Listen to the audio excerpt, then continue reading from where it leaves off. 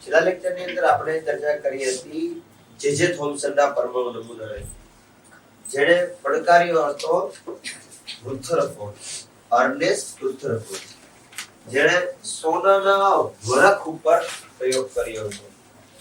શું હતો કન્સેપ્ટ સોનાના વરખનો? જે થોમ્સને એવું જણાવ્યું હતું કે પરમાણુ ગોળાકાર છે, નક્કર છે, ધન વીજભારનો બનેલો છે.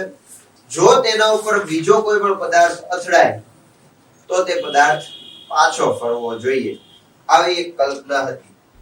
ઉદાહરણ તરીકે દિવાલ છે તો દિવાલ ઈંટોની બનેલી છે અને કદાચ જો પાતળી દડી એના ઉપર ફેંકવામાં આવે તો તે દડી અથડાઈને પાછી આવવી જોઈએ. પણ એને જોયું કે અમુક કિરણો એના ઉપર આપાત કર્યા અને પછી જે પરિણામ મળ્યું ને એ પરિણામ જે થોમ્સનના નમૂનાને મળતું હતું નહીં. આથી જે થોમ્સનનો પરમાણુ નમૂનો સાર્થક બન્યો નહીં, એટલે એમાં ખામી રહી ગઈ છે. તો શું હતો રુથરફોર્ડનો પ્રયોગ? પહેલા તો આપણે જોઈએ રુથરફોર્ડનો પ્રયોગ. રુથરફોર્ડનો પ્રયોગ રુથરફોર્ડ દ્વારા કરવામાં આવેલો પ્રયોગ. રુથરફોર્ડે શું લીધું ખબર? સોનાનો પાતળો વરખ લીધો. સોનાનો વરખ.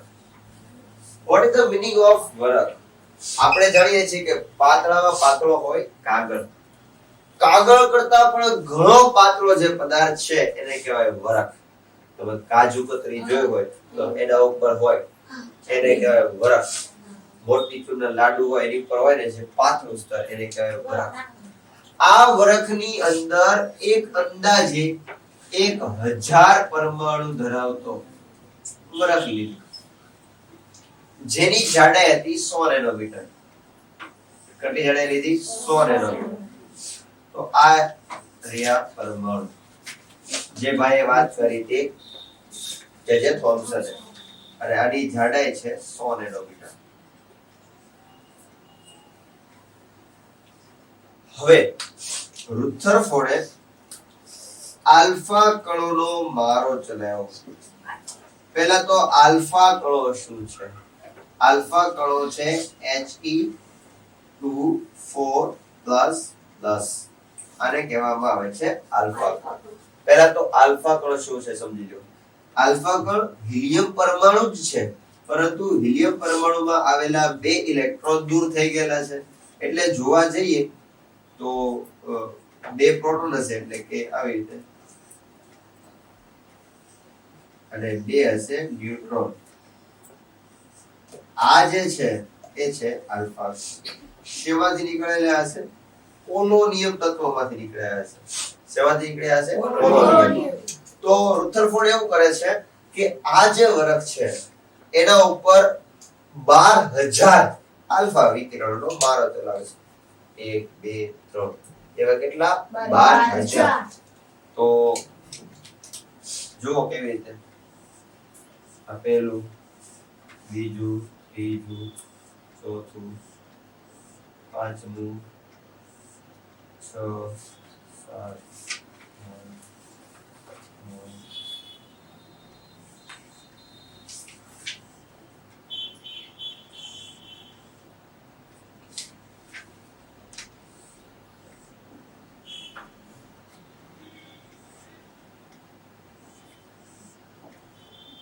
તો આવી રીતે એના પરિણામો મળ્યા. ખરેખર આમ કેમ ખબર આડા જતા હશે? એટલે છે એને એક રિંગ રાખી છે, ઝિંક સલ્ફાઇડ ની શું રાખી છે? રિંગ. અને એના ઉપર વચ્ચે રાખ્યો સોનાનો વરખ. અહીંથી વિકિરણ આપાત કરતો ગયો અલગ અલગ. તો તે વિકિરણો આમ અથડાય એટલે પ્રકાશી લીસોટા દેખાય. એટલે આપણે ખબર પ્રકાશી અથડાવતો. ઉદાહરણ તરીકે તમે જો વિચાર કરો, તમે આંખો બંધ રાખી દો, સામે કયો પદાર્થ છે ખબર નહીં, દડીના ઘા કરતા હોય, અવાજ આવે તો ખબર પડે ને કે જ્યાં અથડાય છે વહી જતી હોય તો અવાજ આવશે નહીં, દડી પાછી આવશે તો પાછી બાજુમાં અવાજ આવશે. તો એના આધારે ખબર પડે કે આવી રીતના કઈક વિકિરણો જોવા મળે છે. તો એના અવલોકનો કેટલા હતા ખબર? તમને પૂછાય કે અવલોકનો જણાવો. રુથરફોર્ડના અવલોકનો જણાવો. તો કહી દેવાનું પહેલું અવલોકન, મોટા ભાગના વિકિરણો એટલે કે આલ્ફા કણ સીધા પસાર થાય છે. મોટા ભાગના કિરણો કેવા પસાર થઈ જાય છે? સીધા. જો પરમાણુ નક્કર ગોળો હોય તો પસાર થવા જોઈએ નહીં. નંબર 2 ખૂબ ઓછા અંશે વિચલન પામે છે. એટલે દિશા બદલાય ને એને કહેવાય વિચલન પામે છે. વિચલન એટલે દિશા બદલાય, જાતા હોય આમ વયા જાય આમ કે આમ નીચે. અને ત્રીજી અવલોકન એને એવું કર્યું કે પાછા ફરતા વિકિરણો 1/12000 હતા.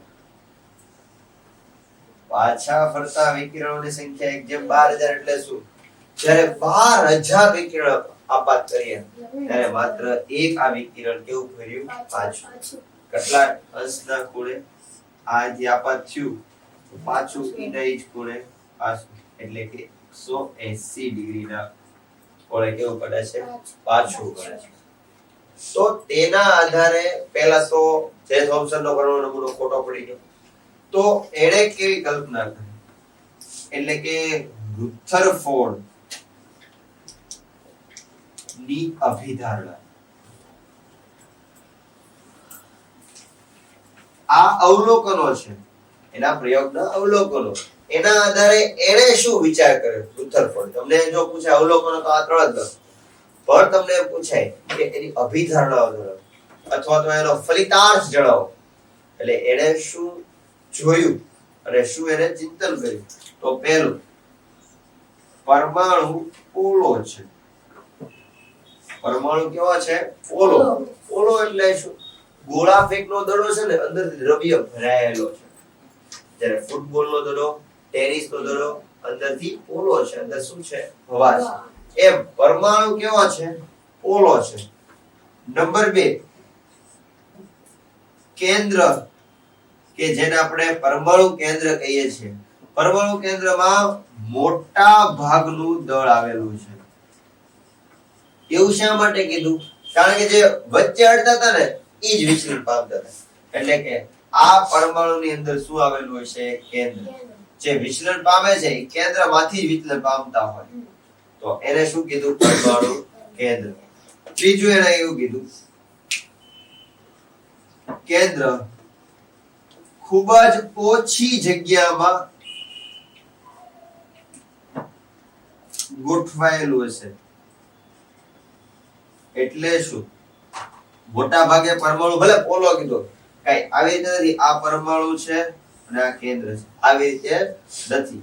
પણ કેન્દ્ર જે છે ને એ ખૂબ ઓછી જગ્યામાં, એટલે કે આ પરમાણુ હોય ને થોડું જ કેન્દ્ર છે. ચોથા મુદ્દામાં એક એ પણ છે કે પરમાણુ જે છે ને એ પરમાણુ કેન્દ્રનું કદ પરમાણુના કદ કરતા 10⁵ 10⁵ એટલે 1 ની પાછળ 5 મીટર, એટલે કે 1,00,000. એટલે પરમાણુનું કુલ કદ લઈ લ્યો, એના 1,00,000મો ભાગ છે ને ઈ એનું કયું? પરમાણુ કેન્દ્ર. ખૂબ સૂક્ષ્મ છે, ખૂબ સૂક્ષ્મ છે. આ એની અભિધારણા એટલે કે ફલિતાંશ. રુથરફોર્ડે આ બાબત કીધી. પહેલું, પરમાણુ કેવો છે? પોલો છે.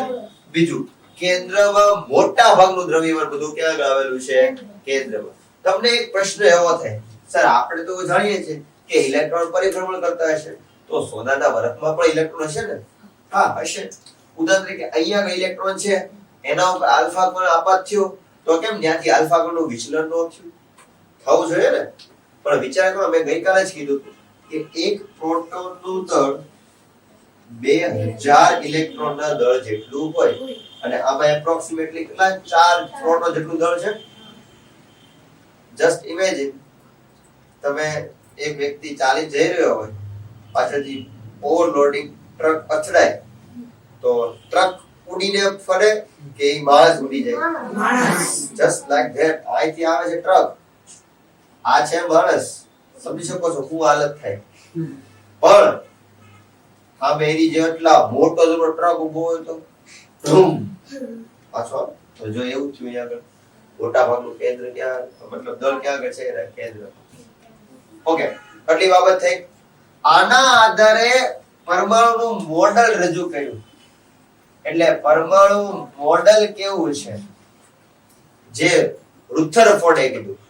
જે થોમ્સને કીધું આપણને ખબર છે ગોળાકાર છે, ત્રિજ્યા 10 ની -10 મીટર છે, ફાઇનલ બધું સાચું. પણ એક વાત ખોટી. શું? ધન વિજયભાર આખા પરમાણુમાં આવેલો હોય ઈ વાત એની ખોટી. કારણ કે આને શું કીધું? પરમાણુ કેવો છે? પોલો છે. તો એણે શું વાત કરી? એને મોડેલમાં એવું કીધું કે જે પરમાણુનું કેન્દ્ર છે ને એને કહેવાય પરમાણુ કેન્દ્ર. અને પરમાણુ કેન્દ્રમાં કયો વીજભારિત કણ હોય છે? ધન વીજભારિત કણ. નંબર 2, ઇલેક્ટ્રોન પરમાણુની ફરતે પરિક્રમણ કરતો હોય છે. એટલે ઇલેક્ટ્રોન શું કરતો હોય છે? ફરતો હોય છે. અને ત્રીજી બાબત એવી કીધી કે ભાઈ પરમાણુ કેન્દ્રનું કુલ કદ પરમાણુના કદ કરતા કેટલું ઓછું છે? 10⁵ એટલે કે 1,00,000 ગણું નાનું છે. આવી વાત કોણે કરી હતી? રુથરફોર્ડે. પણ આવું જેવું રુથરફોર્ડ કહેવા ગયો ને એટલે બીજા વૈજ્ઞાનિકો એની ખામી શોધી. એટલે કે એની મર્યાદા. રુથરફોર્ડે ભલે આટલું બધું સાચું આપ્યું છતાં એની મર્યાદા છે. મર્યાદા નંબર 1. એક જ મર્યાદા છે. જો આ ધન વીજભારિત કેન્દ્ર અને ઇલેક્ટ્રોન પરિભ્રમણ કરતો હોય. શું કરતો હોય? ઇલેક્ટ્રોન પરિભ્રમણ ફરતો હોય. વિચાર કરો તમે મોટું ગાર્ડન છે અથવા તો મોટું મેદાન છે, આખું ખાલી મેદાન છે, વચ્ચે એક સ્તંભ છે. સ્તંભની સાથે દોરી ટાઈટ બાંધેલી છે. તમને કહેવામાં આવે છે દોરીની ફરતે ફરો. શું થશે? તમને ઓકે પહેલી વાત એ તમે થાક લાગશે. તમને શું લાગશે? થાક લાગશે. હવે જેમ જેમ ફરશો એમ દોરી વિટાવા લાગશે. એટલે ધીમે ધીમે તમે કેન્દ્રની નજીક આવશો. એટલે સેજ આવી રીતે થાય. સેજ જો આ પહેલું ચક્કર ભર્યું, પછી બીજું, ત્રીજું, ચોથું અને પાંચમું જ્યારે ભરો ત્યારે કેન્દ્રને અથડાઈ જાવ. એટલે એવું કીધું કે જ્યારે કોઈ પણ ઇલેક્ટ્રોન પરિભ્રમણ કરતો હોય ત્યારે ઊર્જા ગુમાવે. શું ગુમાવે? ઊર્જા ગુમાવે છે. અને આ ઊર્જા ગુમાવવાને કારણે કેન્દ્રનું આકર્ષણ બળ વધારે લાગે. એટલે ધીમે ધીમે કેન્દ્રની નજીક આવે. અને કેન્દ્રની નજીક આવે આ ધન વીજભાર આ ઋણ વીજભાર અથડાય. ધન ને ઋણ અથડાય તો પરમાણુ જેવું કઈ રે નહીં. આ સમજાવી શક્યો નહીં. કોણ? રુથરફોર્ડ. તો એની મર્યાદા આવડી છે. બરાબર. પણ પછી આવ્યો નિલ્સ બોહર. કોણ આવ્યો? Niels Bohr. મેં તમને કીધું તું તમારે 3 મોડેલ છે પરમાણુના. પહેલું મોડેલ કોણે આપ્યું? જે થોમ્સન. એ હું નિષ્ફળ ગયો તો કે ભાઈ પરમાણુમાં ધન વીજભાર કેમ આવેલો છે એને કઈ ખબર હતી નહીં. એની મદદ કોણે કરી? રુથરફોર્ડે. રુથરફોર્ડે કીધું કે ભાઈ કેન્દ્રની અંદર બહુ નાનું કેન્દ્ર હોય. બરાબર. પણ એમાં શું મર્યાદા રહી? કારણ કે ઇલેક્ટ્રોન સમજાવી શક્યો નહીં કે ભાઈ ઇલેક્ટ્રોન નું શું થશે. અને ત્રીજો જે છે બોહર. બોહરે છે ને એ બધી જ મર્યાદા સોલ્વ કરી નાખી. બોહરે પહેલા જ મુદ્દામાં એવું કહી દીધું કે ઇલેક્ટ્રોન જે કક્ષામાં એટલે કે જે રસ્તા ઉપર ગતિ કરે ને એને કહેવામાં આવે છે માન્ય કક્ષા કહેવાય. શું કહેવાય? માન્ય કક્ષા.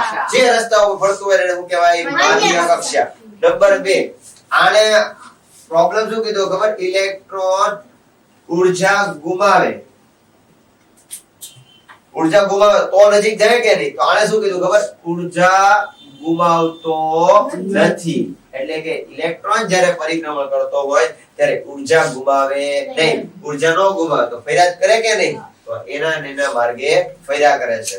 અને એને જે માર્ગ છે જો યાદ રાખજો આ ટપકું. આ ટપકું એટલે શું છે ખબર? પરમાણુ કેન્દ્ર છે. શું છે? પરમાણુ કેન્દ્ર. એની ફરતે જે પહેલી ઇલેક્ટ્રોનનો પદ છે જેને કહેવાય કે કક્ષા. કે કક્ષા એટલે કે લખવાનું n બરાબર 1 કોષ. પહેલો શક્તિ સ્તર અથવા તો પહેલો કોષ. પછી બીજું ચક્કરડું હોય એને કહેવાય L. L એટલે n બરાબર 2 કોષ. ઓકે. એની પછી ત્રીજું વર્તુળાકાર દર્શાવશું બેટા આપણે. ઓકે, પછી KLM. ઓકે, એની પછી N. તો આવશે કે ભાઈ N બરાબર 3 કોષ અને લાસ્ટ વન N બરાબર 4 કોષ. તો આવી રીતે અલગ અલગ કોષ એટલે કે શક્તિ સ્તર દર્શાવવા કે ભાઈ આટલા રસ્તા ઉપર ઇલેક્ટ્રોન ભ્રમણ કરતા હોય. એ વાત કોણે કરી? Niels Bohr. અને નિલ્સ બોહર અને એનો મિત્ર બરી. બોહર અને બરી. કયા વૈજ્ઞાનિકો? બોહર અને બરી.